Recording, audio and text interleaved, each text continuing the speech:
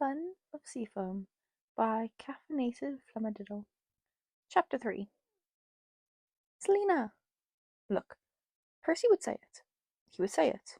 His mom, the mortal one, spoiled him. There, he said it. That was a little fair. Percy had grown up poor. He had grown up with Gabe. It made sense that his mom showered him with love and affection. She didn't get upset with him all that often, and didn't really nag him. Percy really did try his best to be a good kid for her, and she knew that. It was this mutual understanding that they were trying their best for one another that allowed them to have such a great relationship. Selena, on the other hand, get your ass up and clean, Jackson. Honestly, everyone else here has done their part, but you, the demon child seethed. Percy felt his blood boil a little in return. Living with a bunch of other people, Aphrodite kids, wasn't particularly easy. It wasn't a challenge he had anticipated, but damn. Drew spent literal hours getting ready every morning. Mitchell was really weird about people touching his stuff. Lacey was clingy. Valentina never stopped talking. Jamie hogged the bathroom. It was just a mess, okay? Worst of all was Selena. Don't get him wrong, Selena was great. Most of the time. It's clean, okay? Look, clean. I'm not failing camp inspections because of you. Never in his life had Percy ever had someone been so hard on him as Selena freaking Beauregard was. It wasn't even just the cleaning. She was ruthless about everything. French? No, it wasn't enough for him to know the basics. He had to be fluent. It wasn't enough for him to know how to do a braid. He had to do a mermaid braid, a French braid, whatever the hell he didn't care at all braid. Honestly, was someone going to pop up and say, no, he can't do a waterfall braid. He's a Poseidon kid. Let's kill him? No, they were not. We're not going to fail cabin inspection. You're the one giving it, he shouted, waving his hands around. Selena took a long breath before looking at the ceiling and swearing under her breath in French. When she looked back down, Percy was still glaring. And let me tell you something, Perseus. If I walk into this cabin and see that, I will fail us. Well, that's on you. Clean your bunk. It is clean. I swear I'll charm speak you to do it, she warned, pointing a finger at his face. Percy snorted. Right. As if she would. You know what? I have a better idea, she muttered, and stormed out of the cabin. Percy scoffed and flopped back on the bed. Whatever. He had things to mull over. Tyson, for one thing. Poseidon had claimed him. How did he feel about that? It wasn't like anyone knew Percy was the son of Poseidon. Was this a message to him somehow? A warning? A sign? He didn't understand. Was it a punishment? He didn't get it. Tyson was great, but he shifted a little uncomfortably. But what? He swallowed. He knew what the but was. He just didn't want to admit it. Ugh. Maybe he was a little vain after all, to care about. The door slammed back open. Percy jumped when he saw Selena had returned, this time with a celestial bronze axe. Selena, what the actual... Here's the deal. I don't know why you're throwing yourself a pity party over there. We can talk about it later, but right now we have 10 minutes until inspection starts. I like things to look nice, so make them look nice, or I will chop everything you own in half, she said. Percy sputtered. That seems counterintuitive, he began, but was silenced when she sliced right through one of his socks, sitting on the ground. Fine, he shouted, and rolled out of bed, ignoring Selena sneering at him. This cabin is a goddamn nightmare. Keep talking, and your skateboard is next. Cut my skateboard, and I will cut your hair off in your sleep. Joke's on you, I have freaking magic hair. It grows how I want it. Selena said, and pointed her axe at a dresser. Get some flowers to put there. Go, now. Damn her and her freaking magic hair. He was still fuming a good 3 hours after inspection was over, and they were paired with the Athena cabin to practice sparring. Even training didn't put him in a good mood. Didn't take you as a crop top kind of guy, Annabeth said, as Percy sunk into the ground with a grumble while taking a sip of water. He glanced over at her. I'm not. Selina cut my shirt in half. Annabeth wisely did not ask for any elaboration. You guys been a little terse with one another, she said instead, slowly. Percy sighed. That was one word for it. He glowered at where Selina was gently correcting Lacey's grip with a warm smile. She treats you differently, Annabeth noted with a hint of caution. Because he wasn't really one of them, a voice whispered. The thought made his stomach twist a little. He bit his lip, playing with the thread on his shirt. I guess I have the most to learn. I think you're doing okay. Percy looked up at her. Really? He asked. Not that she knew everything that was really going on, but still, it was nice to hear someone say it. Annabeth looked at him for a moment. In the back of his mind, he remembered his father's warning. Annabeth was dangerous. If anyone could figure out who he was, especially after last summer, it was her. Yeah, she shrugged. I mean, you're different from most of them, but that isn't a bad thing, she began, and Percy felt a flash of annoyance. No, I'm not, he snapped at her. Gods, never mind. He threw his sword down and walked over to where Selina was still with Lacey, ignoring Annabeth behind him completely. Part of him felt a little bad at losing his temper, but he also remembered her reaction to Tyson and decided he didn't feel that bad. I don't feel like training. Can I go? He asked Selina. She glanced over at him. Is it the shirt? She asked and stood up. I'm sorry, I'll get you another one, she sighed as she waved Lacey away to smile with Jamie. No, just not in the mood. I figured I could hang out by the beach since nobody is there, he said casually. Selina narrowed her eyes. Please, I know Aphrodite kids are super social, he mimicked, ignoring her eyes narrowing further, but I need some time alone with all this Thalia Grace talk. We aren't all super social, Selina told him, and then crossed her arms over her chest. Fine, just be careful, and Percy, she said, grabbing his arm when he started to inch away. Seriously, what is going on with you? She asked, studying him over. Oh, right. That was another Aphrodite thing he didn't have. Sensing emotions. He felt his frustration spike. Is it really just Thalia Grace? Yes, Vlad. Selina didn't look convinced, but let him go. All right, she said, and then picked her own sword back up. Just don't be stupid, and maybe bring a few of the books I gave you to read, she called after him. You're not my teacher. Yes, I am. No. Yes. I'm going to find a way to cut off your magic hair, he vowed. Selina's laughter echoed after him. Percy waved off, pausing only for a moment to look at where Thalia's tree was wilted at the camp's edge. When Annabeth had taken him and Tyson to camp, they had fought. When Annabeth had taken him and Tyson to camp, they had fought two coaches bulls, or rather, Clarice had taken care of one and Tyson the other before getting claimed by Poseidon, because Tyson was a Cyclops, and thus a son of Poseidon. Luckily, the Qatar mentality didn't appear to apply to Cyclops, but you appear to be deep in thought, a voice said. Percy turned to find Chiron behind him, suitcase in hand, as he gave a weak smile. Something on your mind? Percy put his hands in his pockets and sighed. I want you to stay. It is never a good idea to disobey the gods, Chiron told him, and Percy's mind flickered again to Luke. He and Selina hadn't spoken much of the incident. He knew she was continuing to spy on the camp. His eyes flicked to Thalia's tree again. Had she? No. Percy shook his head. Selina wouldn't do that. She wouldn't endanger campers. She and Luke were trying to save them. That was their whole thing, to sneak them out. It had to be someone else. Perhaps the gods are wrong. Perseus, Chiron chided, and gave a weak smile. Percy only shook his head. Perhaps in time I may clear my name. For now, we must focus on keeping the camp safe and secure, he said, voice thoughtful. Percy tried not to dwell too much on what would happen if it wasn't.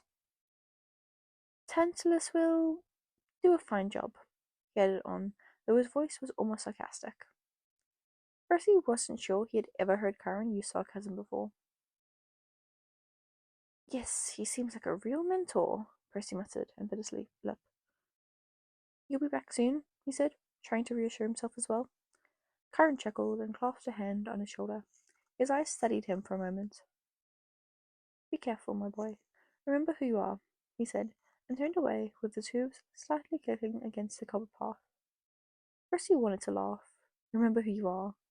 He couldn't remember who he was when he hadn't even figured it out in the first place. Trying to keep the pain to a minimum, he turned to continue his walk back to the beach. His shoulders seemed to instantly relax upon seeing the waves. Gods, part of him wanted to just walk forward, right into the water, just to see if he could breathe underneath again and rest among the currents.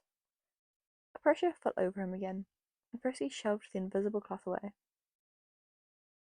I wasn't going to do it, he snapped, and then winced. Sorry, he whispered quickly. It was easy to lose his patience with a god he couldn't see. He wasn't blasted from the sky, so that was something. While I have your attention, though, he began, and looked around. I wanted to ask about Tyson. Tyson? Percy jumped. Apparently, he hadn't noticed someone there after all.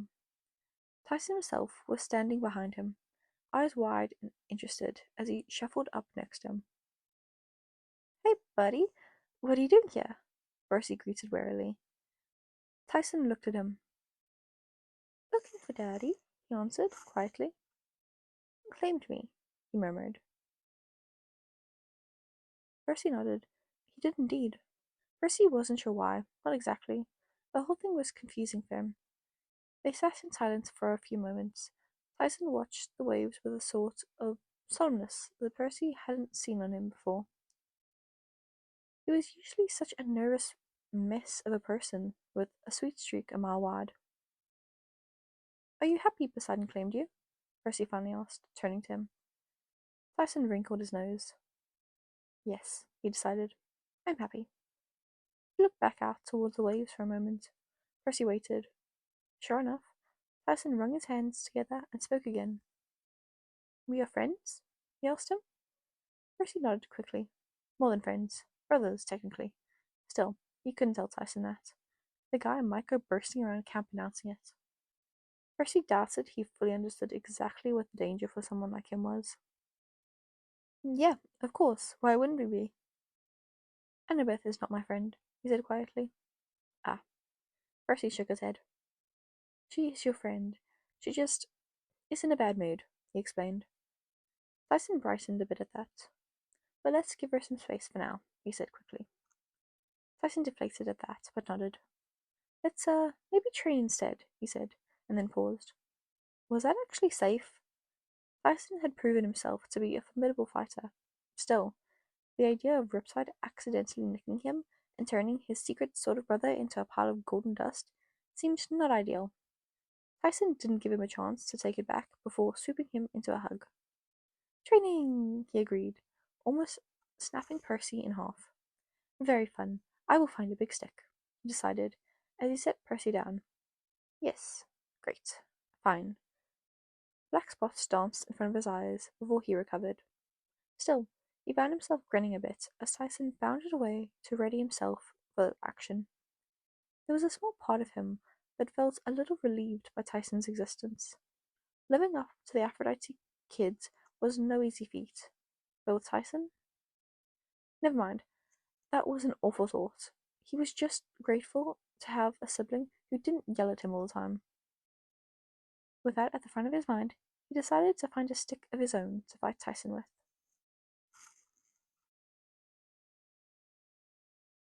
Percy liked Castor, which was strange because he hated Castor and Pollux's dad. But whatever. Mr. D rarely paid him much mind anyway. You're pretty good at this, Castor mused as he watched Percy carefully pat the dirt down on some of the strawberry plants. Maybe you're a secret Demeter kid, he said. Percy laughed.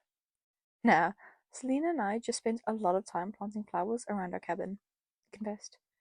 It had been Selena's way of teaching him the names of literally every flower in existence.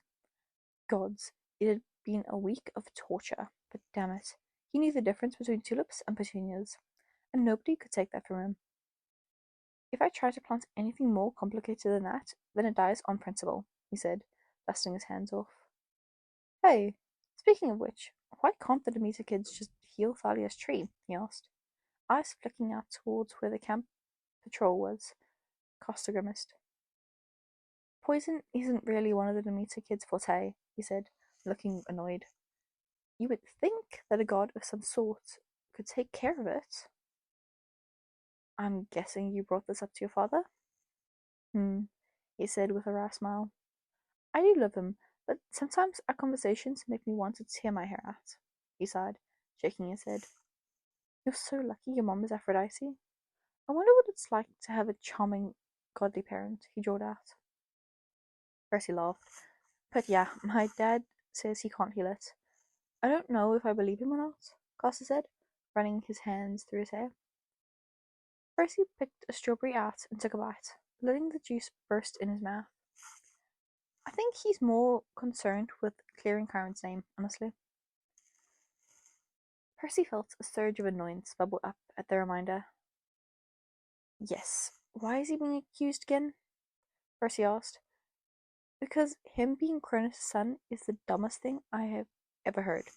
Zeus is Cronus' son. They're all his kids. Well, most of them. He rolled his eyes. Castor raised an eyebrow. I'm just saying, everyone is related somehow. Anyway. Plus, it seems dumb to base your opinion on someone off of their parent, he said, trying not to show how personal he felt about that. You're going to get blown up, Castor said, though his voice was a little fond. But they're a paranoid bunch, he explained with a shrug. Besides, the gods have been looking for a way to get rid of him since Elliot Parker. He grabbed another bucket to fill.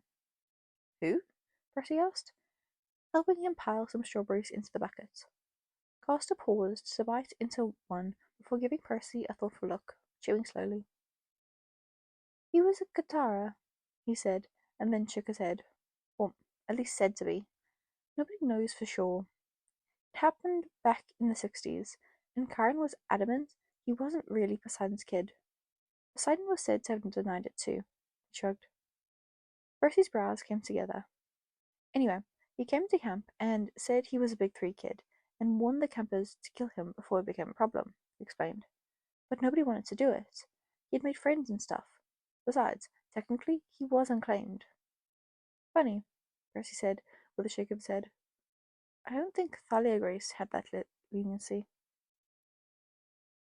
And this is why, Costa agreed. They should have killed him when they had the chance. He ended up slaughtering 6 people. One of them was an Aphrodite kid, he added with a nod towards Percy. That one was the worst. Aphrodite was said to be so pissed she killed him herself. Percy froze. What? Parker didn't even have a chance to have a trial. She put his head on a spike and everything. She what? Yeah, Costa shuddered.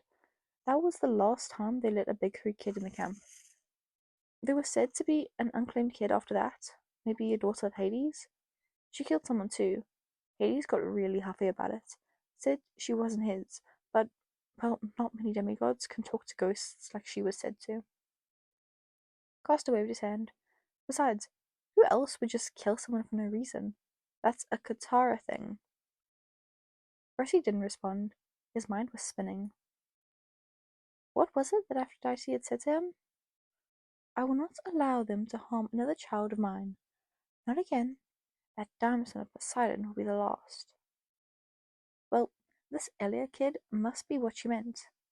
Percy bit his lip. Hey, he said, looking out over the field where Selena and Troy were eating lunch under one of the camp's larger trees. I have to go ask Selena something. I'll see you later, right? He asked. Castor gave a mocking gasp. You're leaving me here alone? In these dangerous times? I have faith you can defend yourself. And what if a Katara comes along? Castor sniffed. I know I know you're really just off to see Annabeth. You think she's a better friend than me, he said, sticking out his tongue. Percy returned it, fighting back a pained look at the backhanded comment. Not that Costa meant anything by it. He didn't know. Couldn't know. If you see a Katara, then maybe give them one of your strawberries, he said with a small shrug, walking backward as Costa continued pouting. That will surely purge the evil from their hearts, he called, and dashed off towards his siblings. Troy had been claimed a few weeks before Percy came to camp, so they were new Aphrodite kids together. He was younger, only 11, with dark eyes and the smoothest skin Percy had ever seen in his life. According to Selena, he seemed to have some sort of weird power that none of them could quite figure out. Apparently, if Troy held your hand long enough, he thought of a random name. Well, not random, but nobody was sure what the name meant. Well, not exactly anyway. It had something to do with who you might be in love with. Drew said it was someone. Drew said it. Drew said it is who someone could fall in love with. Well, Lacey was adamant that it was someone who.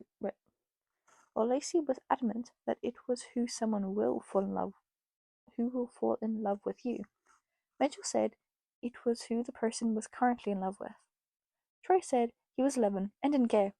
Troy was probably one of Percy's favourite siblings. Hey there, Selena beamed up as he approached. Come to eat with the cool kids? She asked lightly. Percy glanced over at Troy. I have a personal matter to discuss, he said flatly. Troy's eyes flickered up to him. Is it your hair? He asked. Percy glared. I think you would look good with purple hair. Troy was no longer one of Percy's favourite siblings. Huh, Selena said and looked at Percy thoughtfully. Maybe. Maybe some highlights? Maybe if he grows it out. It isn't about my hair, Percy cut them off with a sigh. Troy, can you give us a minute? He asked. Troy shrugged before licking his fingers. He gave a small wave before rolling over and sprinting down the hill with a shout at some kids to wait up so he could be first to the rock climbing wall. Selena watched him go fondly before turning to Percy with a slight tilt of her head. Aphrodite killed a son of Poseidon? Percy demanded, looking around to make sure nobody overheard. Selena blinked. Castor told me.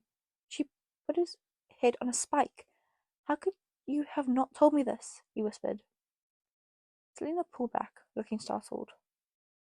Why is that relevant? Why is that? Selena, what is she going to do with me if she finds out about me? He asked. You think she's going to give me a chance after my potential brother killed her kid? He looked around again, feeling 1,000 invisible eyes on him. Why did you let me come to this cabin? It wasn't like I could get you into the Ares cabin, Selena said. Besides, what does it matter? You're not going to get caught, and if you were, they would kill you no matter what, she shrugged. Percy glared at her. Look, that happened like 40 years ago, and nobody knows for sure if he was really Poseidon's kid. It feels like it matters a bit to me, Percy snapped at her. You spent an hour explaining to me the differences between burgundy and red, but didn't mention the casual murder? He asked her. Selena sighed. She sighed, as if he was somehow the taxing one in the situation. You know what? Whatever. Fine, he said, and turned away. Selena got up to go after him. I'm going out for a bit. Percy? You're not my mom, Selena, he said, getting more irritated. And trust me, I have enough. Ow! He complained when she yanked at his arm. I just want to skateboard for a bit. Not again with the skateboard, Selena groaned. Percy, nobody else in our cabin likes it. Don't you think it makes you stick out too much? She asked, as if they hadn't had this argument 1,000 times. It's a skateboard, Percy told her. Can you please stop complaining about it? Why did you have to bring it to camp? Because I wanted to, and don't be too alarmed by this. Skateboard, Percy said dramatically. Selena narrowed her eyes. Come on, Nobody else likes it because nobody else has tried it. Besides, there's a pretty design on the bottom of it, he added, which is probably the dumbest thing he could say at that moment. Selina didn't really like condescension all that much, nor did she tolerate it well. You may find it easy to forget, she said, taking a step towards him, but I'm still the better swordsman between the two of us. So if you want to try the game with me, then maybe think about who is going to win if it comes to a fight. Percy pursed his lips. I wasn't. You were, she said, and shook her head. Just get ready for the chariot race. It may have escaped your attention, but Tantalus isn't Chiron. If he notices something is off, then he will call you out. Maybe think about that too. Before you do something stupid, she said. Percy rolled his eyes.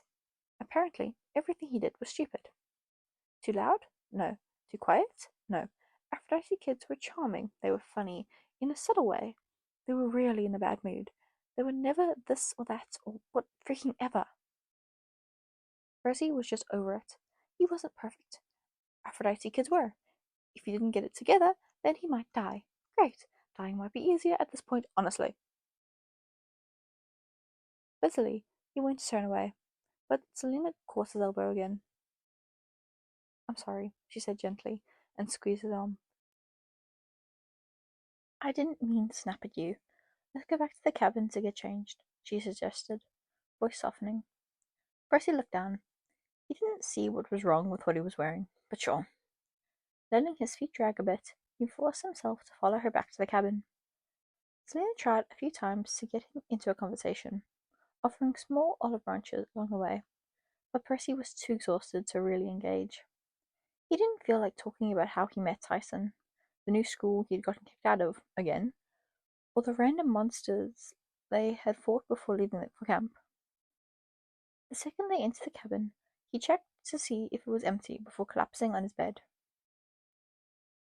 Do you want to dye your hair? She asked him with a slight nudge. Percy propped his head up. What? What Troy was saying earlier. I like it black, but it's up to you, she said, raiding the closet. Percy didn't understand. They were going to be wearing armor for this race. What did it matter what their clothes were underneath? Still, he doubted it was an argument he would win, so whatever. Oh, I don't care.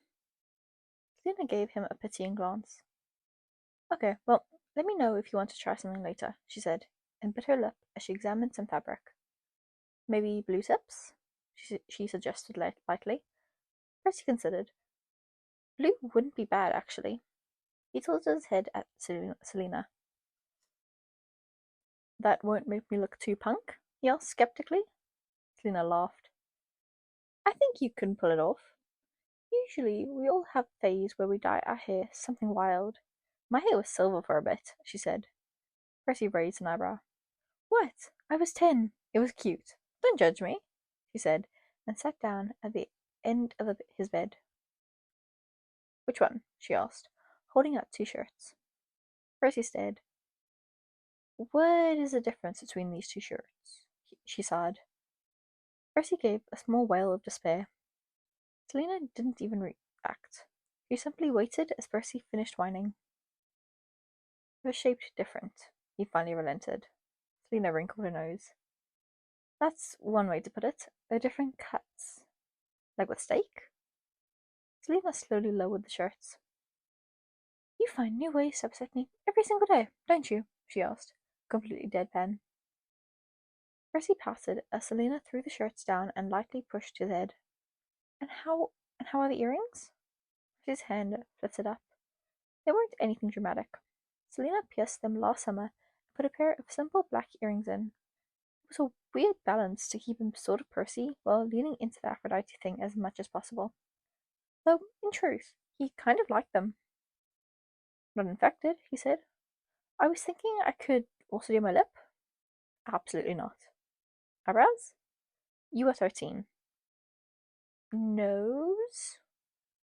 Complete another quest, and you can get another piercing, she snorted fondly. Percy groaned. Whatever.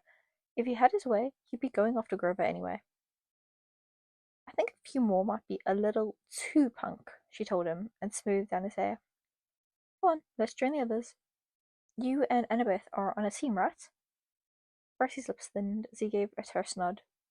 He and Annabeth hadn't been on the best terms at the moment. She was weird about Tyson. Percy didn't get what her problem was, but there was some tension over him joining their team. If Selena noticed his reaction, which she probably did, she noticed everything, then she didn't say anything and instead offered a tired smile of her own before leading him back to where Tantalus' chariot race was lining up along with the rest of the cabins, those who were competing anyway. It looked like a few members of the Aphrodite cabin had decided to join as well, or maybe watch. A quick rundown of Percy's siblings. There were a lot. Since people tended to pop in and out of camp, he always seemed to be meeting new ones too. In total, there were 13 girls, 5 boys, and Sam. Sam got their own category because they were one of those people who you just couldn't tell, and when asked, their only response was, "I'm pretty," which Percy figured was accurate enough to work. Everyone else accepted that as an explanation, so he figured he would too. Selena. She was actually the same age as Mitchell, who should be camp counselor, but decided he would rather eat bricks and slit his own throat than be responsible for anything ever. Percy deeply respected that. In general, Mitchell was pretty easygoing. The only issue with him was he was too easygoing, if possible. He seemed to realize people would do things for him and then let them, which was just crazy in Percy's opinion. "What?" he had asked when Percy watched a group of giggling girls excitedly take his jaws. "They want to do it." "Selena's okay with this?" he asked. Mitchell snorted. "I'm not doing anything wrong," he said with a wicked grin, running a hand through mint green hair. He dyed it after losing a bet against the Soul Brothers, but much to everyone's chagrin, he looked great with it. "Besides, now I have more time for other, more important things," he said. Percy raised an eyebrow. "Like what? Are you doing the chariot race?" No," Mitchell snorted. "I have better things to do." "Not sure what, but—" Mitchell shrugged. Now I have plenty of time for it," he said, and then looked down when an Apollo girl blushed as she held out Mitchell's newly sharpened sword. "Oh, thank you," he told her, as Percy watched in disgust. "This looks great." Percy could not believe Selena dared to call Percy lazy when Mitchell existed with a group of fangirls scrambling to do whatever he wanted. And no, it wasn't even charm speak. Percy checked. Then there was Drew. She was nice, quiet, possibly the quietest of all their siblings. When asked, Selena said she was going through a tough time and left it at that. Percy didn't bother to push on that door. It didn't look like she was competing either, given how she decided to simply sit off to the side, braiding Lacey's hair as she sang a soft song in French, while Lacey licked a popsicle with eager eyes as she stared at all the chariots. Lacey was one of the younger ones, and by far the sweetest. Nobody had a complaint about Lacey, and nobody should. Valentina was also around Percy's age and fell into the realm of stereotypical Aphrodite kid, though Percy noticed she had different powers. It wasn't charm speak, but instead, Valentina seemed to alter perceptions to a degree. Kind of what he did with Ares, but the real thing. Aphrodite version, anyway. "Hi, Pollux," Valentina said as she danced over to where they were all standing. Percy narrowed his eyes. "I was feeling generous," she said, and twirled a strand of her hair. "Since our chariot is so nice, I thought it was only fair to trade." Percy shook his head. Valentina's chariot was a few planks of wood on wheels. It had taken her probably 10 minutes to put together. However, there was a murmur of awe as everyone unanimously turned. "You want to trade that?" someone from Pollux's team demanded. "Sucker, let's do it!" "Thanks," Valentina snorted, and accepted the reins to her new chariot with a wicked wink towards Percy. He sighed. That was what he meant. It would probably be another 10 minutes before Pollux even realized how much his new ride sucked. Percy grimaced as he looked for Castor, feeling a little bad his friend had been duped. He didn't have a chance to warn him, though. Annabeth had approached him in her armor, checking over her weapons. "Ready?" she asked. Percy offered a weak smile, noting her determination to ignore Tyson standing nervously behind her. "Born ready," he smiled, and pointedly turned to Tyson. "You ready, big guy?" he asked. Tyson brightened at being addressed, giving a massive smile as Annabeth made an irritated face that had Percy wanting to redo their earlier argument with some stronger choice words. "Ready," Tyson agreed. Percy beamed. And for the record, they were not ready. Nobody was ready for whatever that was. Symphilian birds? Who would have guessed it? Probably Percy. Probably Percy should have, given his routine lack of luck and Thalia's tree dying. Tantalus, being the charming spirit he was, pinned the whole disaster on them and declared Clarice the winner. He at least managed to claim a tentative truce with Annabeth while discussing his dream with Grover wearing a wedding dress. Not a look Percy expected from him, but sure. Selena would definitely have words about the hem job. Percy wasn't as picky. Plus, he was pretty sure Grover wasn't wearing the dress as a fun look and was probably in full-on survival mode. More bad news. Tantalus decided to give the quest they so diligently petitioned for to Clarice. "Come now," Tantalus had told him when Percy called him out over the campfire. "I'm not sure such a big responsibility should go to, well, a child of a love goddess over a war god," he reasoned. Percy rolled his eyes. Part of him wanted to object, but didn't think it would get him anywhere. "I guess that would be like asking you to be a food critic." "Huh," he said instead, ignoring when Tantalus's eyes bugged out. From beside him, Annabeth elbowed him. "What? I have better ones." "Percy, stop." Percy began and then paused. Wait a second. An idea crossed his mind. A horrible, horrible idea. It was wrong. He shouldn't do it. And yet... "Wait a second," he said loudly. The surrounding campers paused. "Aren't you a son of Zeus?" he asked. The entire camp went deadly silent. "Why are we allowing a Katara to run this camp?" he demanded. The words quickly caused a round of whispers to zip around the campfire. A few people dove for their weapons. Mr. D, on the other hand, merely sighed from where he was bitterly lounging on a spot next to his kids, looking miserable. "He is dead, remember?" he asked. This did little to ease the tension. "By God, shut up!" "So? He can be dead and still hurt us?" someone called. Castor got up to whisper something to his father. Mr. D made a face and then glared at Percy, who only gave a tight smile in return. "He's sending Clarice because he knows she'll fail." "What was that, you little piece of—" "A Katara would be the one to cook his own son," someone else said. And there was a murmur of agreement. "I am also a son of Zeus," Mr. D shouted, effectively silencing the camp. A long pause followed. "Dad, you're a god," Pollux pointed out warily. Mr. D scowled at him. "Just saying, there's a difference." "This is why I needed your mother here.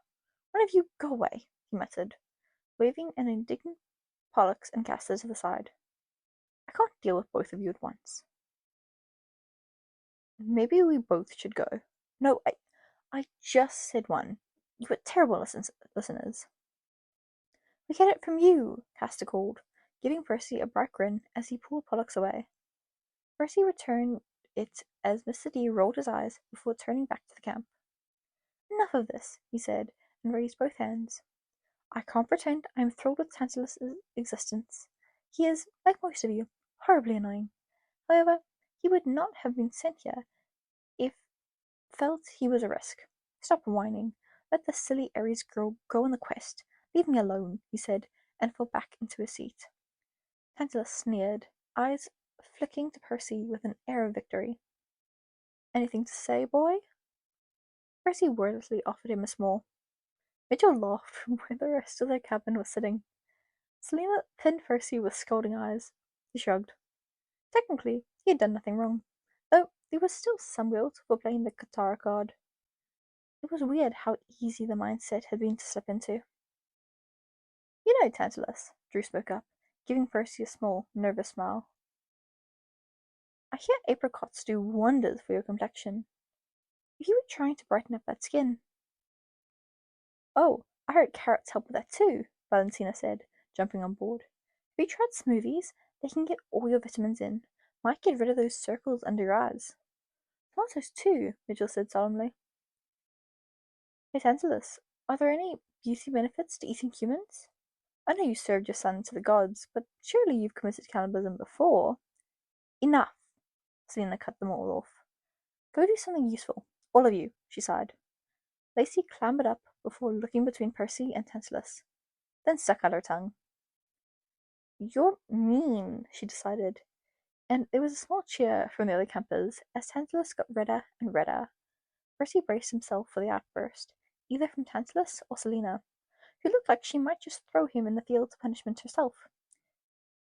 And you weren't around when Pop-Tarts were invented, so you'll never try one. They are delicious. Lacey! Delicious! She screamed, holding up both of her hands. Percy had to turn his laugh into a cough. Kids were the best. Troy also joined in Lacey's cry for delicious Pop-Tarts. Selina crossed her arms over her chest and pinned him with yet another look. What? What now? He wasn't doing anything damning. Was she ever pleased about anything when it came to him? Even now, she didn't show a shred of ire towards anyone else as she calmly collected their siblings and led them away. You will be on dish duty for the next month, Tantalus spit at him, eyes practically bugging out of his skull. You ungrateful little... Go chase a donut, Percy muttered, and marched off toward the beach. Again. He probably went to the beach too often, but it was the only place that could calm him sometimes. Between Selina's crazy nagging and Beth's uncanny observational skills, Tyson being claimed, Grover missing, and Tantalus existing, he was stressed. That wasn't even mentioning his anticipated murder. Percy collapsed onto the sand and screamed into his arms. Delivery for Percy Jackson? He couldn't even have 5 minutes, could he? I'm in the middle of something. Oh, of course. Finish your yelling. I'll just be here, the stranger said. Percy looked up, turning to find a jogger next to him, holding a small package. Frowning, tilting his head, eyes taking in blue eyes, salt and pepper curly black hair, and a crooked skin. Morsels couldn't just get into camp, and Morsels wouldn't know his name. Hi, he decided, not reaching for the package. The man snorted and sat next to him in the sand before nudging the box towards him. It's from your mom, he said. Percy slowly accepted the brown package. The, immortal one. I hear you have two. Congrats on that, by the way. Rumor has it your mom murdered a man and sold his corpse. I love the ambition, he said. Percy blinked a few times. Well, it sounded a little concerning when you put it like that. Go on, I love seeing people unwrap gifts. Their faces are so priceless. He added. Percy looked back down at the box. The man waited. Weird. Percy slowly undid the brown wrapping, revealing a baby blue box with a note on it. Happy early birthday! As an apology for my previous thoughtfulness, I thought I would give you a small treat. Enjoy, my darling, Mum. I'll give you a hint, the man told him with a sly wink. It isn't Medusa's head. Percy grimaced. That would have been a very nice gift, he said, and tilted his head. Are you a god? He asked. The man's smile widened. Luke's father? He tried. The smile disappeared. I have been known as many things. I can't say that is the first one that normally pops into people's minds. He mused, and then patted Percy's shoulder. But it isn't wrong. I'm Hermes, he greeted. Percy nodded. You've been a topic of Olympus for quite a while now, Percy Jackson. Quite a lot of effort to get claimed. I was given some motivation, he said dryly. I wasn't thrilled with being forgotten. "Oh, cut your mom some slack," Hermes said with a small smile. "She's a busy lady. Besides, it looks like she gave you a nice apology gift." He needled with a nod at the box in Percy's hand. "Why don't you go ahead and open it?" Percy paused. With a small glance back at Hermes, he lifted the lid and peered down. A glass bottle sat inside.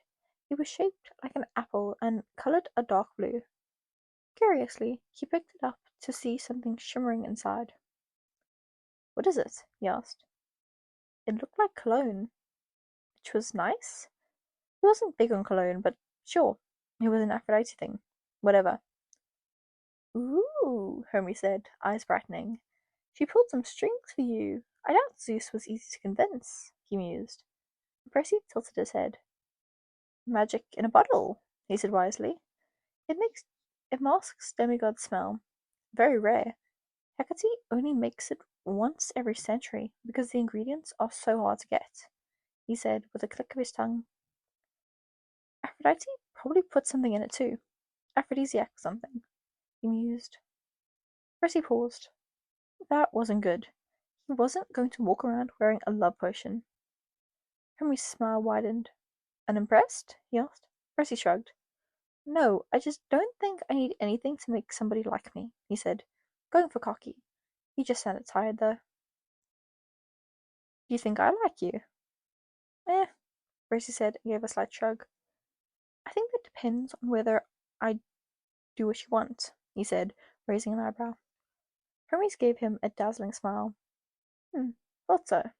And what is it that you want?" "You have quite a way of speaking with gods, kid. I thought Aphrodite's kids were supposed to be charming. Are you one of those Aphrodite kids?" "I'm a delight," Percy said, and rubbed his eyes. Gods, he was so tired.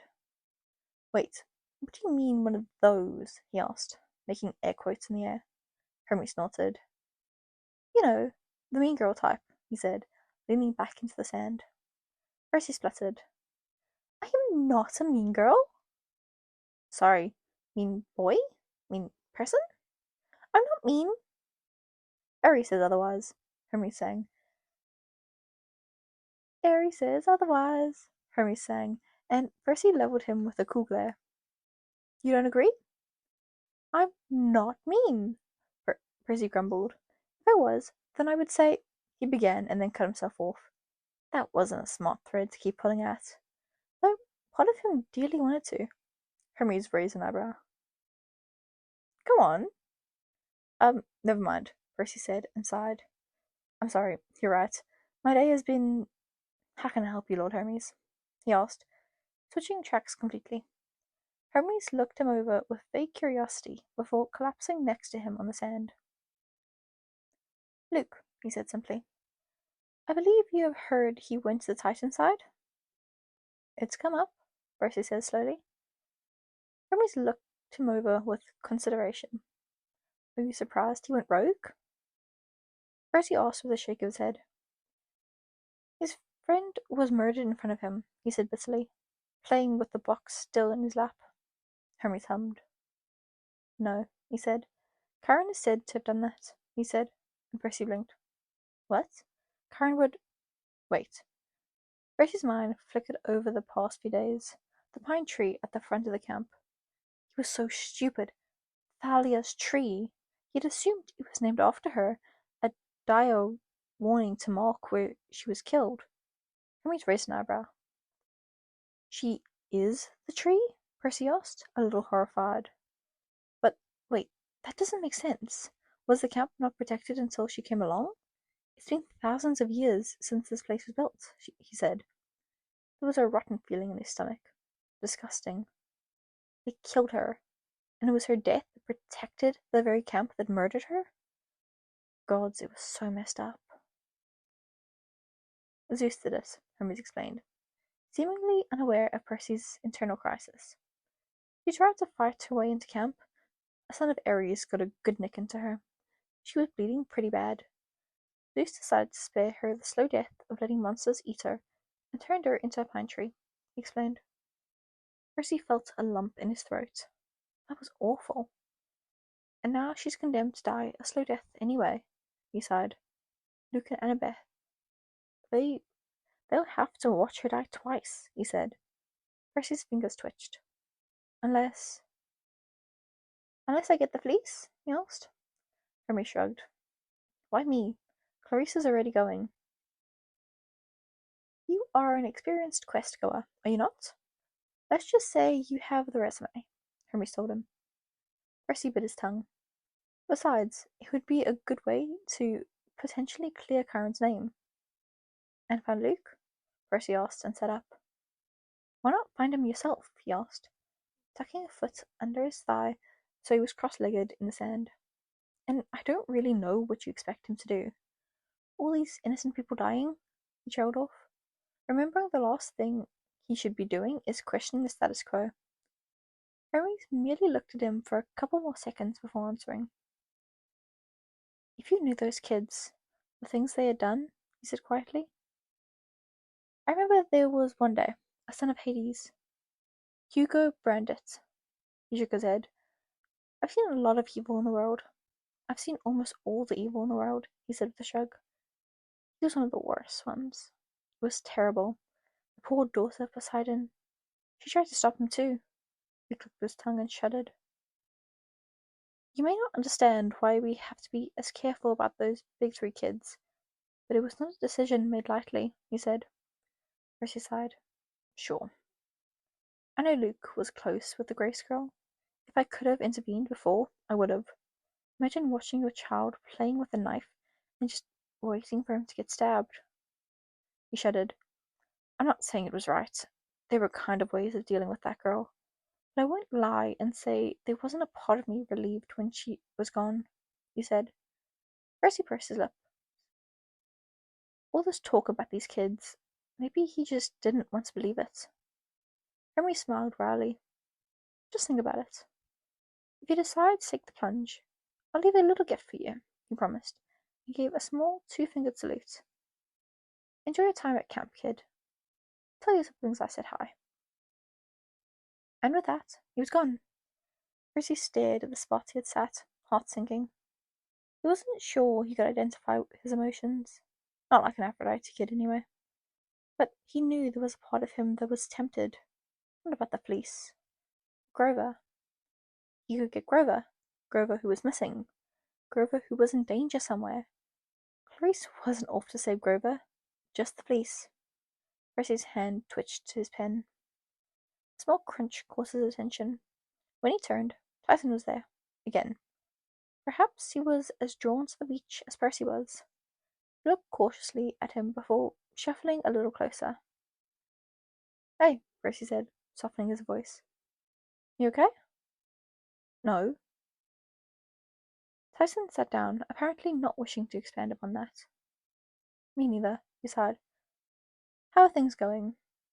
Tyson looked at him, a sudden thought occurring to Percy. What's your cabin like? He asked.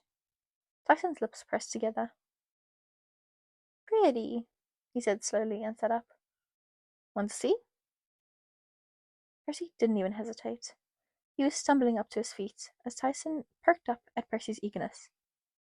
Let's see, he yelled, much more enthusiastically, and rushed off towards the cabins. Percy laughed.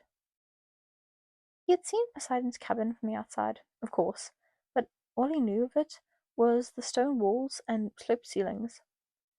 Tyson easily clicked the door open and gestured Percy over. It didn't take much to convince him to follow Tyson inside.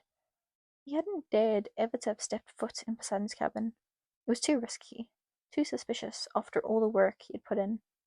Selena would kill him, still might, even with Tyson as his alibi. Still, Percy couldn't help but give in to the pull as he walked through the door. His heart chattered a bit. It looked like home. The subtle smell of the sea, the coral along the walls. The floor seemed to shift like sand at the bottom of the ocean. Percy wanted to scream. It wasn't fair. Lonely, Tyson said, as he watched Percy look around. Percy smiled sadly. I bet it is, he agreed, and looked at all the trinkets placed around. You moved in really fast, he noted, and then frowned a bit when he saw a leather book on the ground. "Where did you get this?" he asked, kneeling down to pick it up. Tyson shrugged.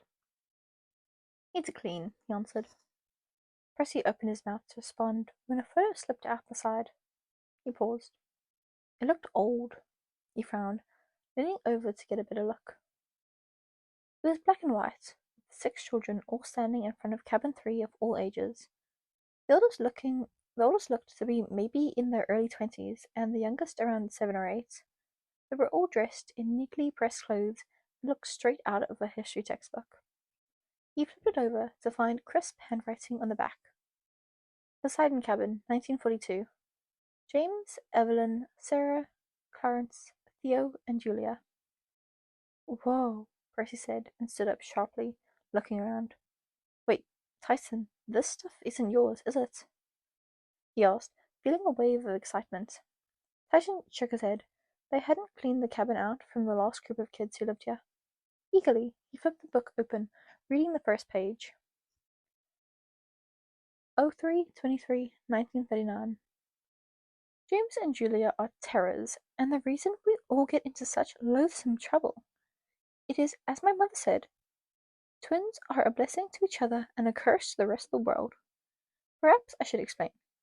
Kyron was helping me with my project, the secret surprise party for Laurie, when those two decided to blow up the lake. Yes, they blew up the lake. You never see me use my powers in such a way. They claimed to have only done so in order to hide the loot from James's quest, but Clarence begs to differ. "Oh, who am I kidding? I have been known to perhaps engage in some recklessness, but I only charge the blood of the sea for such a temperament. Surely our father is to blame, is he not? Must set out soon.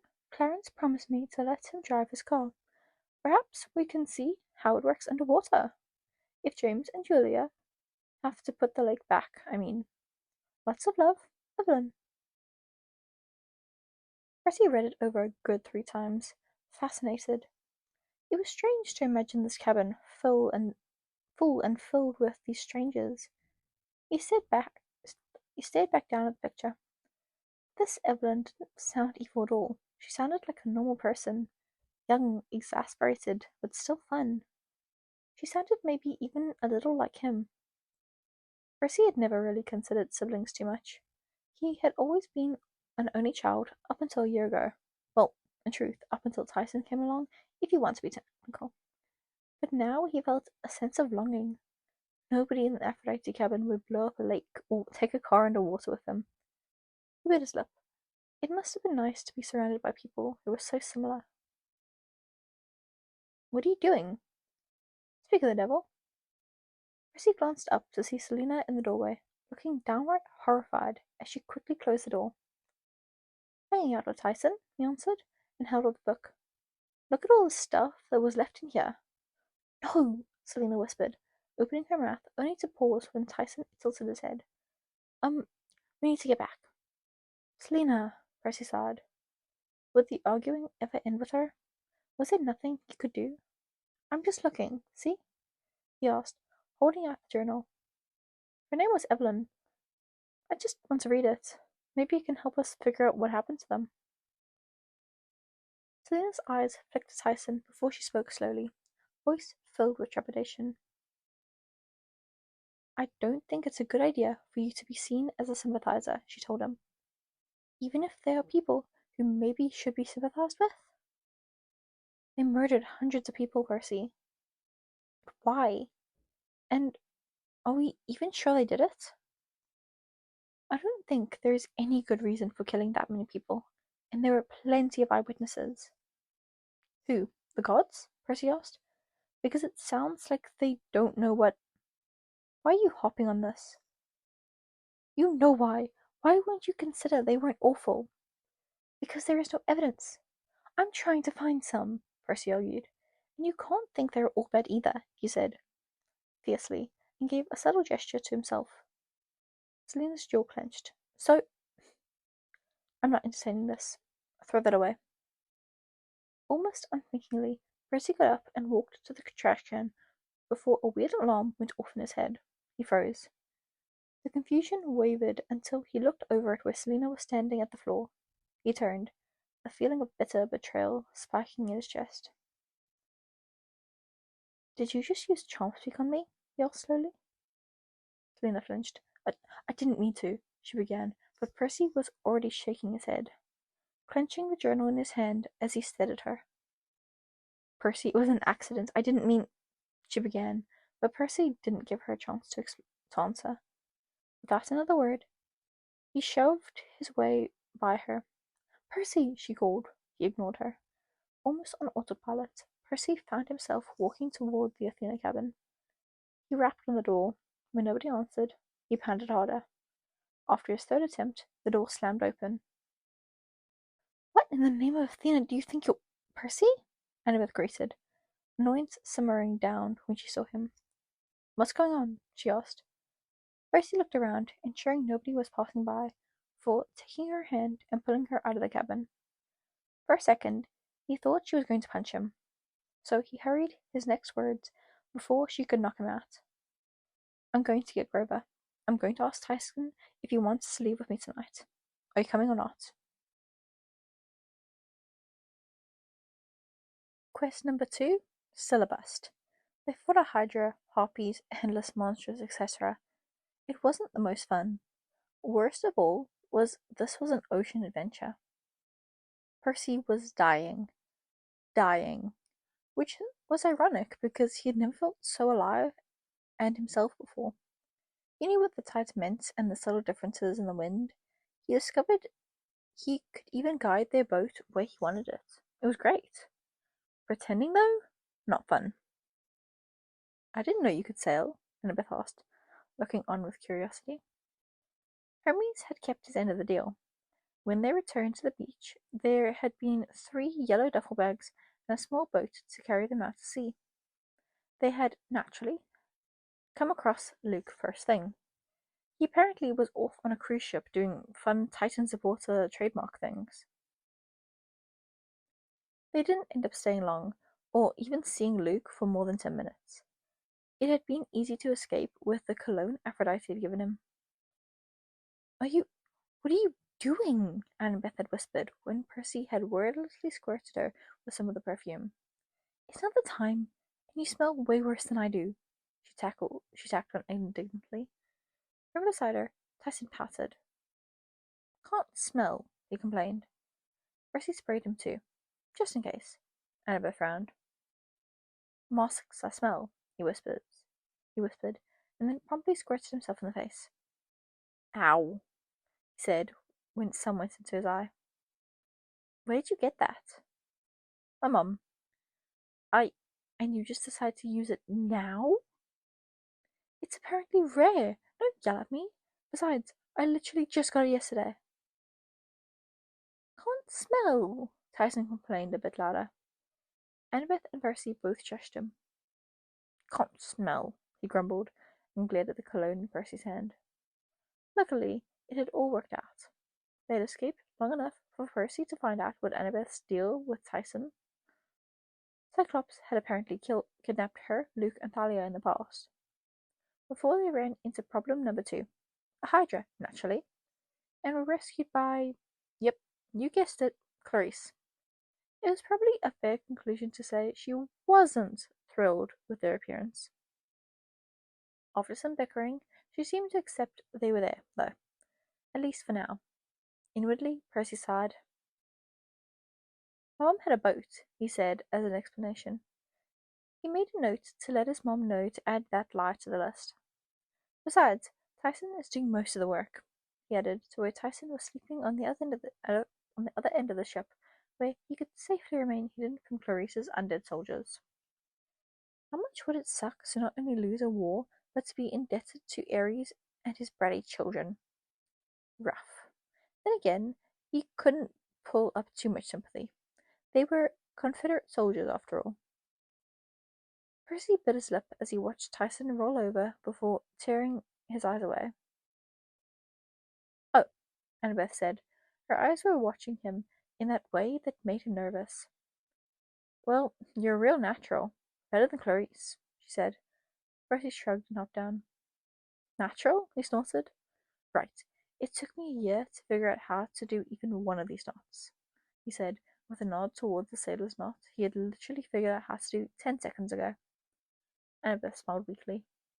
So, he said as he sat next to her. Annabeth glanced over. How are you feeling? With Thalia's tree and everything, he asked. She tensed. Fine. Percy said, and then looked her up and down. Look, as a child of Aphrodite, I do have insane abilities to know what you're feeling, he told her. Annabeth sighed. But I think that right now, you're just obviously not okay, he told her. Annabeth kept silent for a moment. It's just you. It's just that. It's just after you said all that stuff with Tyson, I don't get it, he admitted. What do you mean? The Cyclops thing scared you, which makes sense, but you don't seem to have any ill will against the campers. Why not? They're the ones who killed her, right? He asked. Annabeth swallowed before giving a long sigh. I just don't get how you can hate Tyson and not. I do hate them. Percy paused. This was unexpected. Oh, he said, and blinked a few times. Okay. You don't really show that, he said slowly. Annabeth sighed and pulled her knees to her chest. Silence settled over them for a few minutes, the only sound being the waves beating against the side of the boat, before she spoke again. I hate them, she repeated quietly. I spent so long trying to find somewhere safe to go, away from my dad and his wife, away from the monsters always after us. And when we finally found some place, I I had to live with the people who murdered Thalia, right in front of me. And where was I supposed to go? Back to my parents? After all Thalia had done to get me to camp? What was I supposed to do? She asked and sighed. I don't know. I just numbed myself to it, and eventually I figured I'd be patient. Strategize. Strategize, Percy repeated. Do you want to join Luke? Annabeth said nothing. You do, he said, and shook his head. You know it. She hid it well, but Percy had always suspected. There was no way she would have admitted this even a year ago. I think a part of me does too. What's stopping you? I don't know. What's stopping you? I don't know, she said. They were both lying. Still, neither called another out on it. Looking around, Percy decided to just go for it and pulled out Evelyn's journal. Wordlessly, he handed it to her. Annabeth frowned, flipping through a few pages as her eyes fell over the words, all written in Greek, with thinly veiled fascination. Where did you get this? I was visiting Tyson and found it in his cabin. I think it might have some clues as to what happened to the big three kids, he said cautiously. It might explain why everyone hates him so much.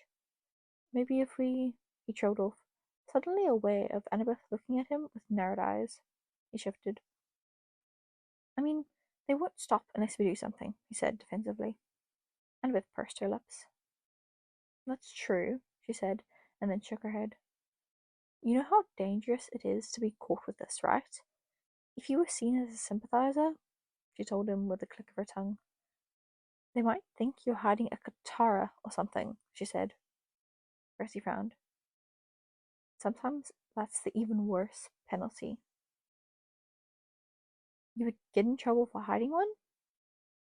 They would kill you too, Annabeth told him solemnly. Percy frowned. He definitely didn't like that. His mind went to Selina. Maybe her ruthless demand for perfection wasn't just out of fear for Percy. So we'll have to keep this a secret, she said, holding up the journal. Percy felt himself perk up. You want to read it with me? He asked. Annabeth smiled a little.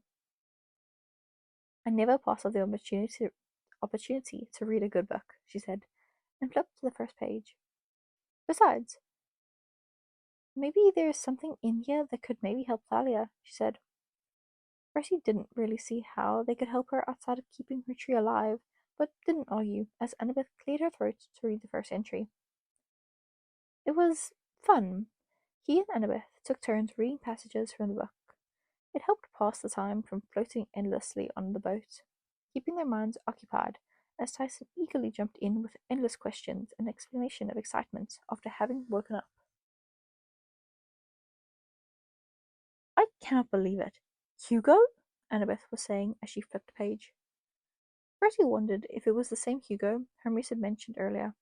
It must be. Why would she want to date a son of Hades? What do you mean? You just read the passage. She said he was cute and gave her flowers. Percy snorted. His long-dead sister had been easily won over by the infamous Hugo, who only had to tell her she was pretty once for her to fall head over heels. In fairness, it didn't sound like he was much better. According to the most recent entry, she told Hugo she liked his hair, described and glossy, and the color of hellfire, and he proposed. Perhaps all teenagers were easily besotted, or these two were just orcs. I want to hear more about Vera, Annabeth complained. Percy smiled. Vera would be her favorite. I don't understand why Evelyn doesn't like her. Is it because she's the daughter of Zeus?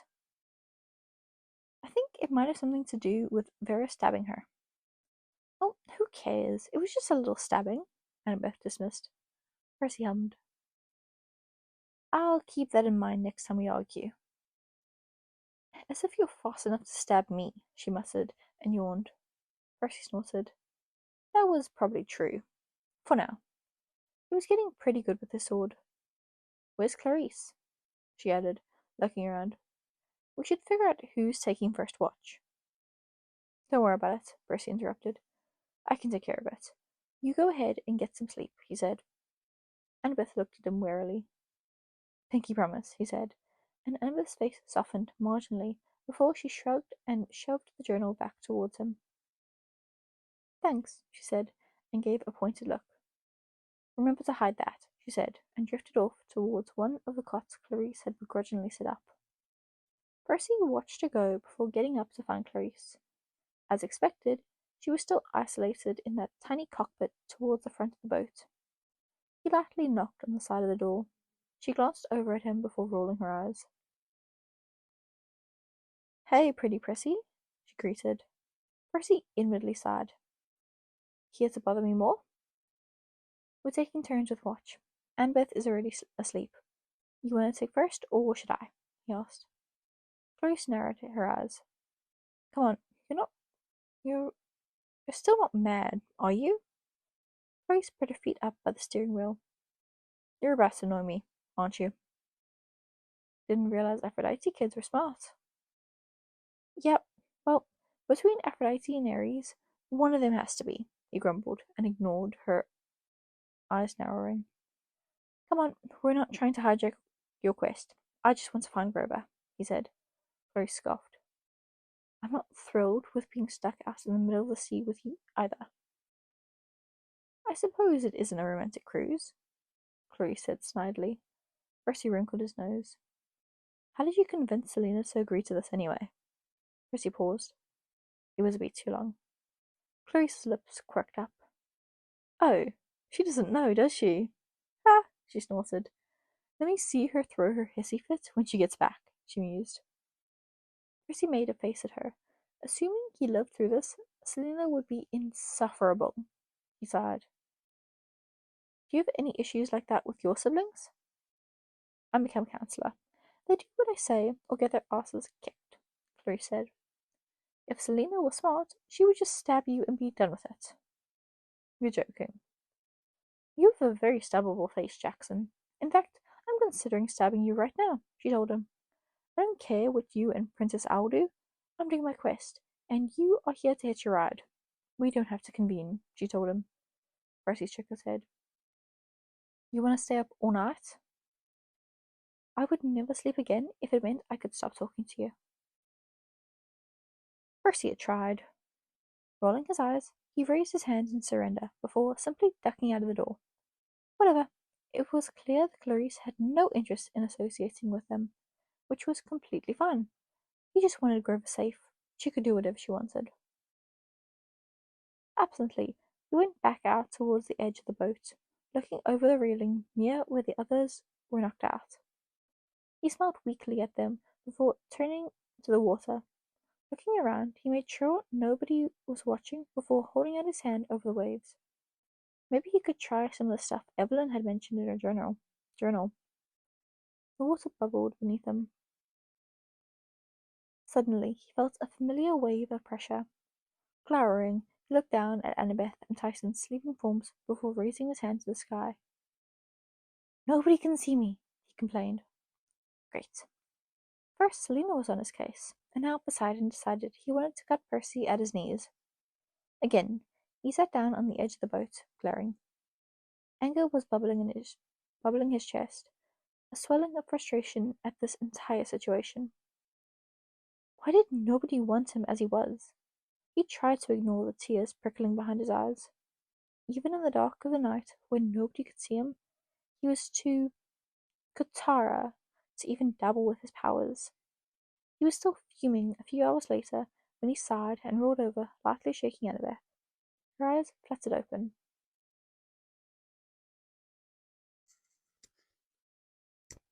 My turn? She yawned, sitting up. It had actually been her turn an hour ago, but Percy figured she needed the rest more than he did, them being on the water and all. Percy only offered a tight smile before tucking his knees to his chest as he laid on his side, trying to push down any emotion he was feeling. Annabeth looked at him for a couple minutes, but she said nothing as Percy closed his eyes and finally let the exhaustion claim him.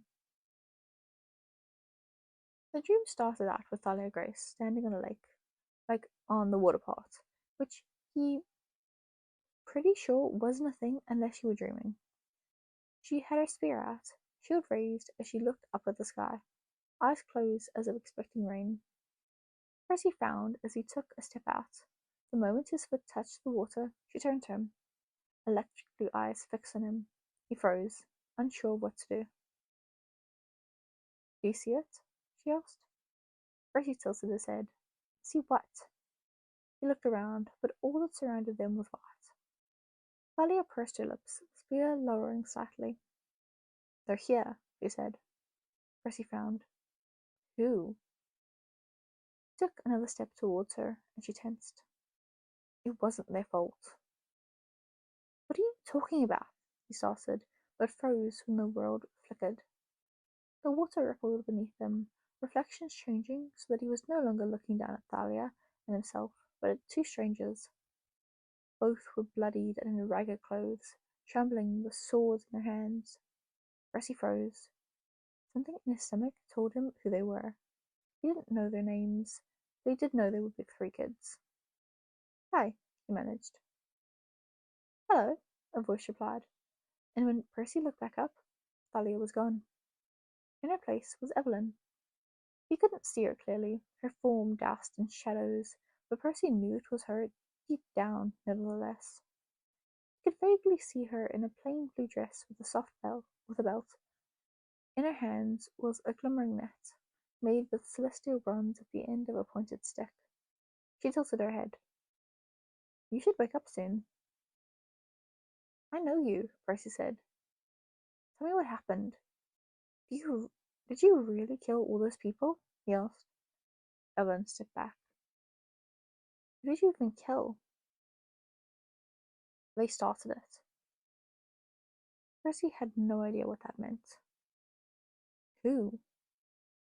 "You better go," she said, and then reached out. "And you better stay hidden. The ocean doesn't often give. It only takes." Demigod dreams.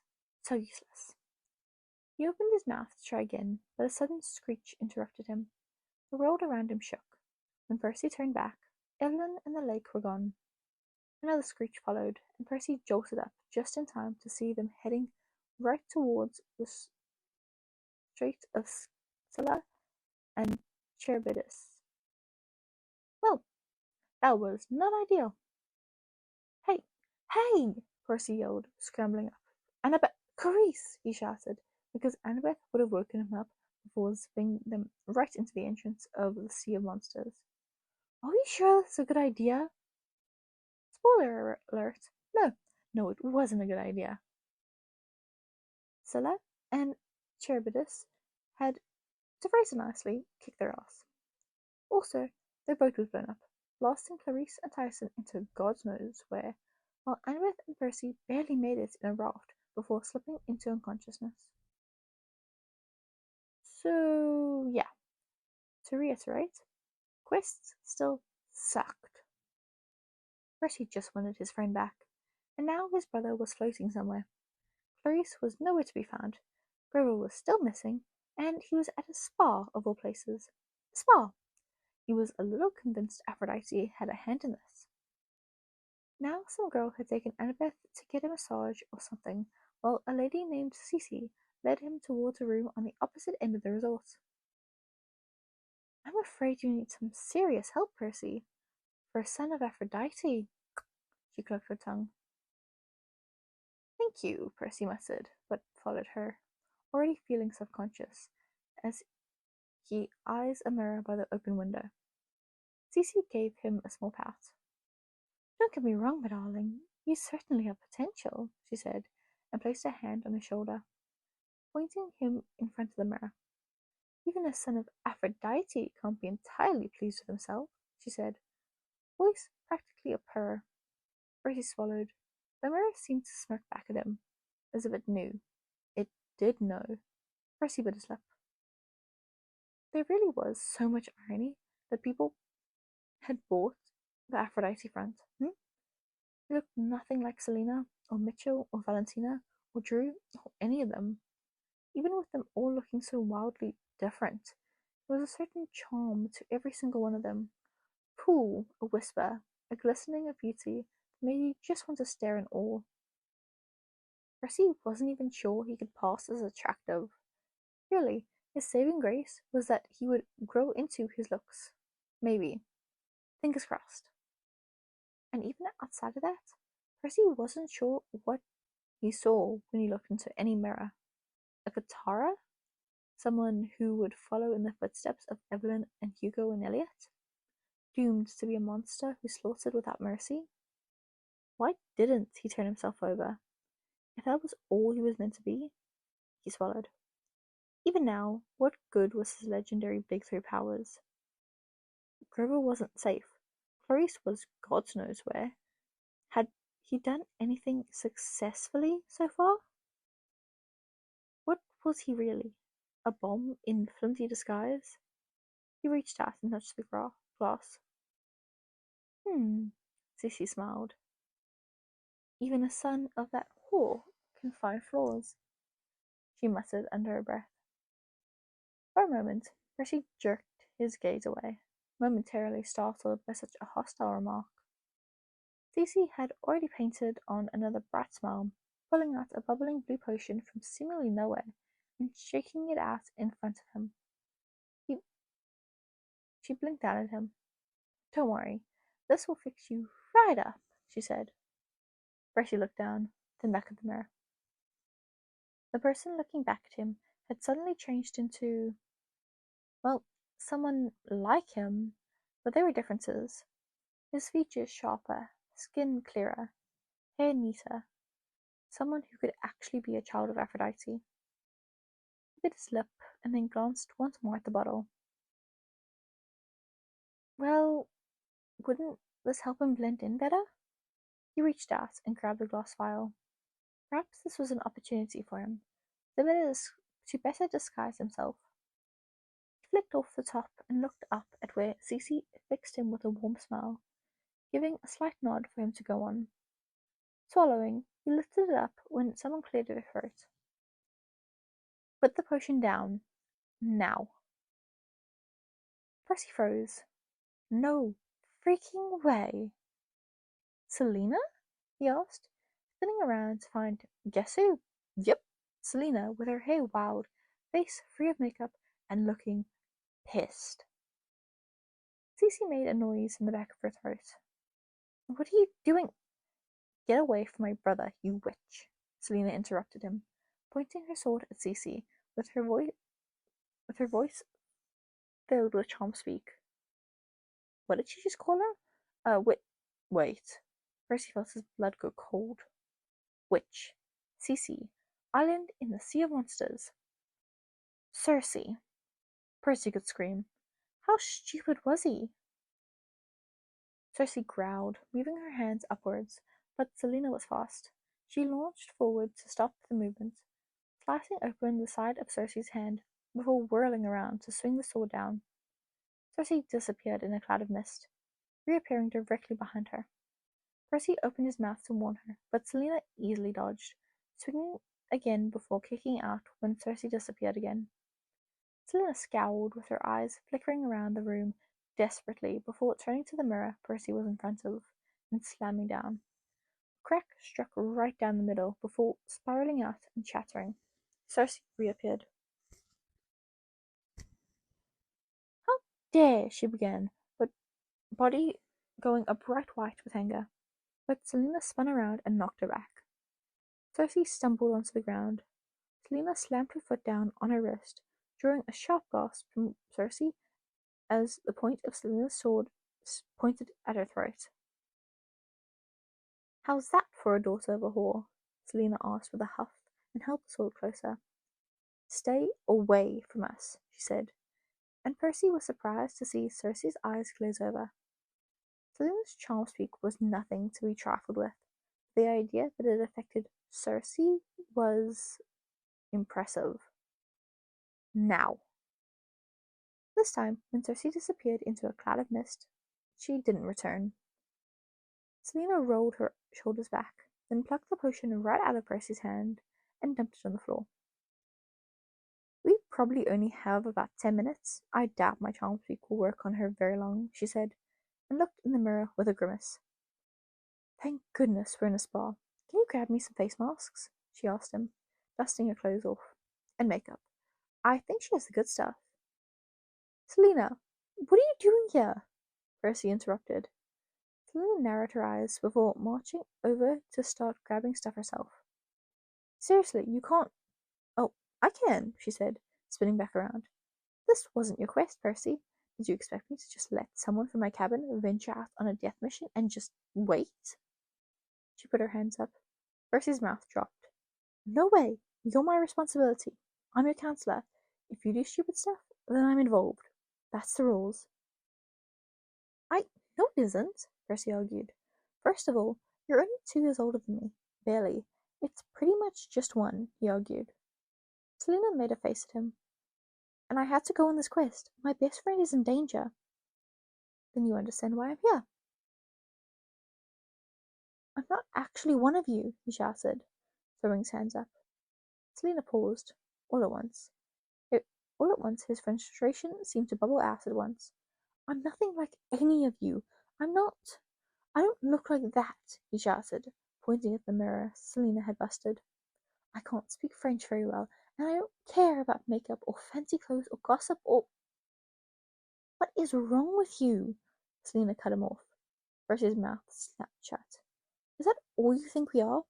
A bunch of pretty kids who talk about girly things?" she asked. Percy stared. He wasn't sure how to answer that. "Typical," she muttered, and tossed her bag down. "You think you're better than us too, don't you?" "Of course not." "Yes, you do. You all do. I'm sorry that the big, strong child of the mighty Poseidon got stuck hiding with us silly little love fools," she said. Percy's mouth popped open, but before he could defend himself, Selena was prodding a finger into his chest. "You know what? You're right. You suck at French. You're messy and hard to reason with, and don't take the time to learn things that don't interest you," she said. "And I can overlook some of that, but screw you for saying you're not one of us. As if I'm not putting myself on the line for you," she shouted at him. Percy stepped back, only for her to shove him. "As if there is a single person in our cabin who doesn't love you." Love is kind of a strong word. Too bad. I'll say it again. Love, love, love, love, love. Stop that. No. Love, love, love. My God, you drive me insane," Percy shouted, throwing his hands up. "You can't just throw that out there." "Oh, is that scary?" Selena mocked. "Too girly? Is people caring about you demeaning? That isn't the problem, Selena," he said loudly. There were tears in her eyes. Percy hated himself for putting them there. "I know how much you've done for me, and you're right. I do underestimate you, all of you. but I'm also in this weird place where I think that, but I also don't think I deserve any of you, he said, and looked away, then at the ground. Shame filled him. I'm sorry, I didn't. He began, and then took a deep breath. I'm angry, okay? I'm angry because you're the only person who knows who I really am, he finally told her. And all you do is try to change me, and I know that it's because you're trying to keep me alive, but he looked down, swallowing hard. Everyone hates me, he said quietly, even if they don't know it. Am I really so bad? He asked. And gods, he was crying, wasn't he? I know I'm far from an Aphrodite kid, he said, but went silent when Selena hugged him. For a second, he couldn't breathe with her clinging onto him so tightly. It was maybe even a Tyson-level hug, which was just impressive. You, she said in his ear, are the best person I know, she said, and somehow managed to hug him even more. I'm sorry, she murmured, and he instantly felt himself relax. For everything, especially the charm speak, she told him, voice growing soft. I I just got scared, and it happened, and I didn't stop it, and I'm sorry, she said. I know I'm really hard on you. She let go with a sigh. I just don't know what else to do. Loving someone is about accepting them, but I can't do that with you. Not with your life on the line, she said, and closed her eyes. Percy shifted a little. But it isn't because I think you're bad. You're not, Percy. You are not a bad person, she said. He looked away. Love. You keep saying that, he muttered, and kicked the ground. Selena's brows furrowed. I don't know how you can just... He waved nonchalantly. Selena raised an eyebrow. What? Talk about my emotions? She snorted and crossed her arms over her chest. I don't know. It comes easy for me, she said. Percy didn't answer. As for the love thing, I'm a child of love. That also comes easily to me. I think it comes easily to you too. It might be your most Aphrodite trait. I thought she was the goddess of romantic love. Hera sucks at her job. I say Mom took over most of her responsibilities a long time ago, she told him. Percy smiled a little. I came after you because I care about you. I don't care who your godly parent is. You're one of us. That's just kind of the deal. Percy gave a weak smile. Not just to keep me from blowing my cover? No, Selena said, and gave a wry smile. Though, I'll admit it wasn't the best move to go on an ocean quest. She shook her head. But I came here because I want to make sure you're okay. Okay? Okay, he said, and ran a hand through his hair. I'm glad you're here. Thank you for saving me, he said, and then made a face. And, I care about you too. What? Selena, he groaned. Selena didn't make him repeat it, though. She instead turned to the mirror, looking thoughtfully at it, and the Percy. You know you're only 13, right? She asked. Percy frowned. Whatever she showed you, it wasn't right, she said. You look how you're supposed to look right now. Don't let her put dumb ideas in your head.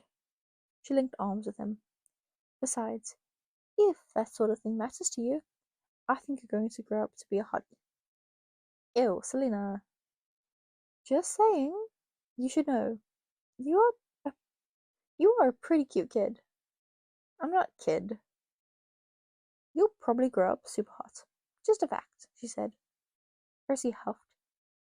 Instantly, Selena's face softened. Come on, I want those face marks and Annabeth, she gasped when the door opened.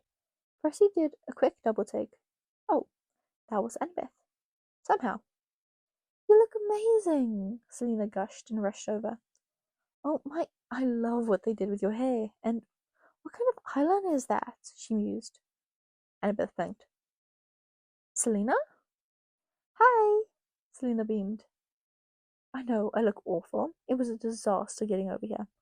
I kind of want to use the spa here, but Cersei might come back and try to kill me. So, she sighed. Let's just grab some goodies and go, she said, squeezing Annabeth's hand. This is going to be fun. Girls trip, she said, and then looked over her shoulder. Well, trip with Percy, she added with an apologetic look. Annabeth said. Okay, she said, as she watched Selina go off to raid the room. She turned to Percy. Your sister is here, she said, slowly. Why is your sister here? Percy smiled weakly. To be awesome, he said with a slight shake of his head, and looked over at Annabeth. You look really pretty, he told her, and watched as she turned bright red. It made him grin a bit. But you look really pretty without it too, he added. Feeling his previous burst of confidence whittle into something more awkward, Annabeth somehow turned an even brighter red as she glared at him. Shut up. Sorry, Percy said, and jammed his hands in his pockets. You're really ugly.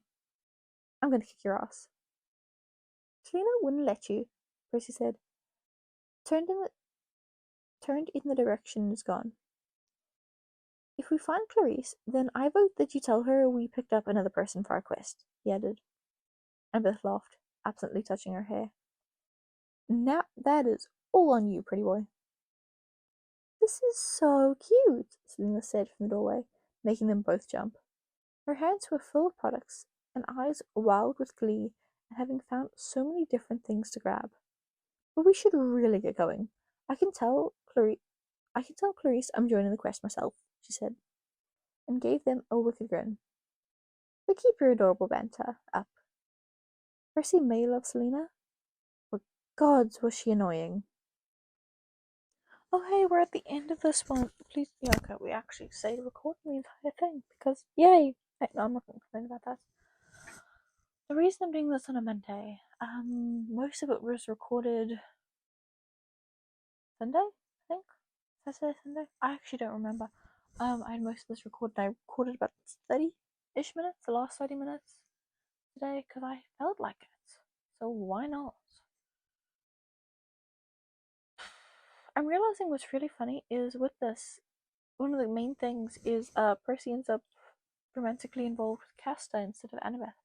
I don't remember how that happens, and I'm becoming less and less aware of how that happens the more we shift into Percy and Annabeth flirting, apparently, or like flirting, like kitty flirting. So maybe that's what it is. I don't know. I really do not know. I was half expecting Percy to like start distancing himself from Annabeth because the whole, oh, Annabeth isn't safe because she's like smart. she's not safe to be around. She's smart. Anyway, didn't happen. I guess maybe it still will. I don't know. I'm gonna go eat a dandelion muffin because I made those yesterday. Ah, yes, a dandelion muffin. They're great. Did you know dandelions are so healthy for you? Also, they're entirely edible. Like everything in a dandelion is edible and healthy for you. It's crazy. Um, if you're gonna eat dandelions, word of advice: don't get them off the side of the road. Do not eat the green bitter part. It's bitter. Also put them in something with sugar because oh my god, they're like bland on their own, but like if you put them with something, they're very nice. Okay, I think that's all. We'll see you, little sun drops, at another point in time. Bye bye.